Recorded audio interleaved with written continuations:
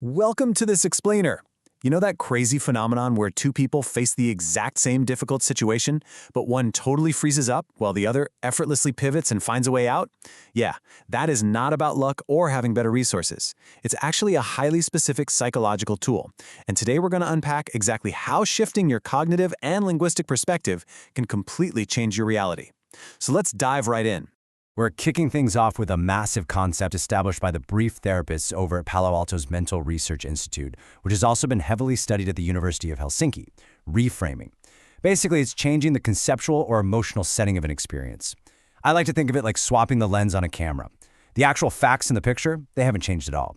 But your focus, the framing, and ultimately the entire meaning of that shot completely transformed.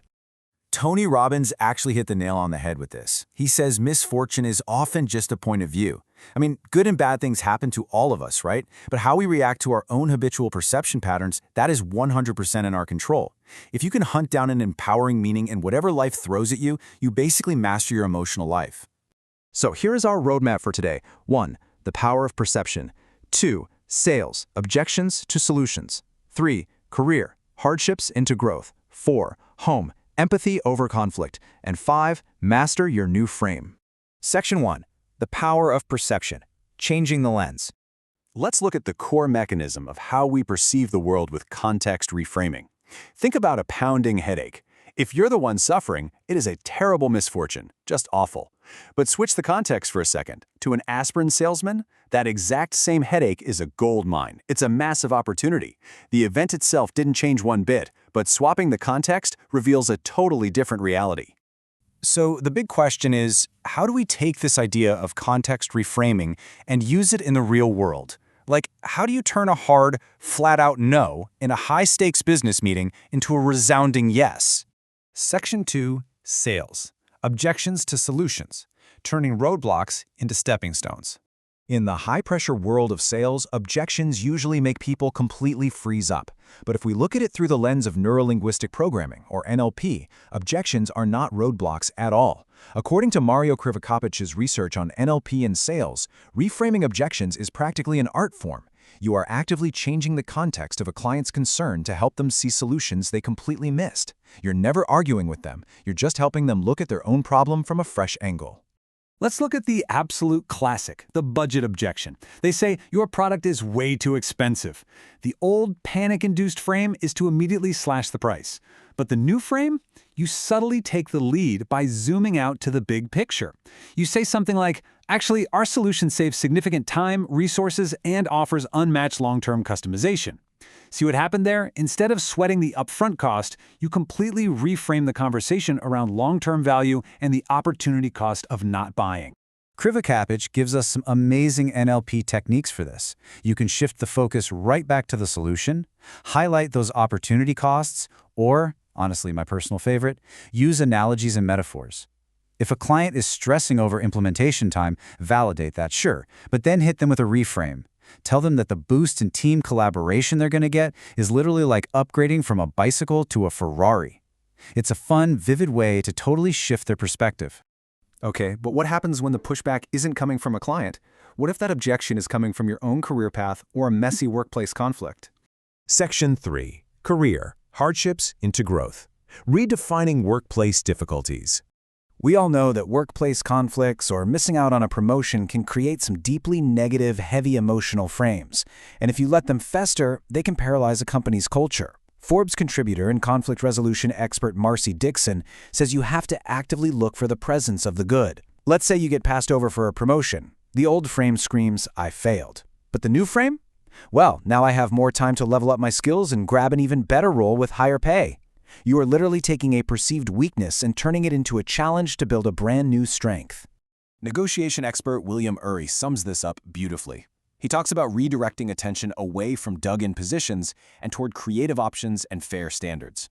Dixon actually shared this wild example of a brutal standoff between a condo board and a developer over building repairs. The tenants were furious, hyper-focused on past leaks and broken elevators. The developer was just super defensive about his budget. A successful reframe completely shifts the lens from past blame to future goals. By stepping in and saying, look, I understand everyone's ultimate goal here is a safe building, the mediator instantly redirects all that hostile energy into actually creating solutions. Now, huge caveat here. You can't just slap a positive frame on everything right away. You absolutely have to practice empathy first. If a coworker is really hurting, financially or emotionally, just jumping in with a positive reframe feels incredibly dismissive. It's toxic positivity. You've got to use active listening to actually earn their trust. Acknowledge those messy emotions. Don't just edit them out. As Dixon warns, don't immediately summon butterflies and rainbows. Give people a minute to absorb their current truth before you even try to introduce a new frame. So, we've tackled sales and careers, but can we take this exact same linguistic tool and use it to maintain harmony where it matters the absolute most, inside our own homes? Section 4. Home. Empathy over conflict. Positive reframing with family. The answer is a resounding yes. When families prioritize emotional intelligence, they build this incredible environment of mutual trust. Dr. Sharon Arbel has found in her clinical practice that replacing negative labels with adoptive truths is a total game changer for kids. Look at the old frame. My child is being so dramatic and aggressive. That kind of language just breeds shame. But the new frame? My child is highly expressive and feels their feelings very deeply. Changing just that one outgoing thought completely neutralizes the shame and turns a meltdown into an opportunity to teach emotional regulation. So how do we actually do this? It's basically 4 steps. First, stay calm and take a breath. Easier said than done, I know. Second, identify the underlying need. Why are they acting out? Third, validate those feelings and show some real empathy. And finally, use positive language to offer a solution. When you do this, you aren't just punishing a kid. You're actively empowering them to think critically and solve their own problems. You stop seeing defiance and start seeing a cry for guidance. But here is the absolute golden rule, and this applies to family reframing, career, sales, the whole shebang. The reframe must be true. It cannot just be some made-up positive spin. You are not living in delusion or ignoring bad behavior. You are just finding a highly accurate, adaptive way to describe reality that actually fosters connection instead of conflict. It has to be a more useful truth than the original frame. Section 5. Master your new frame. Putting it all together.